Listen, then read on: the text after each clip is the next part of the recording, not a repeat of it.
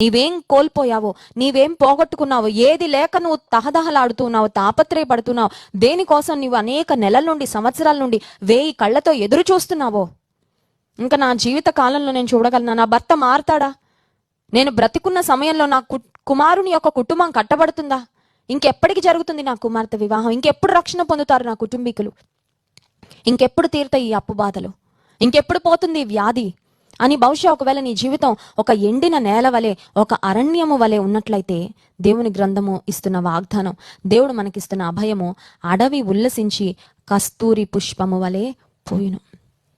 The desert will blossom like a rose.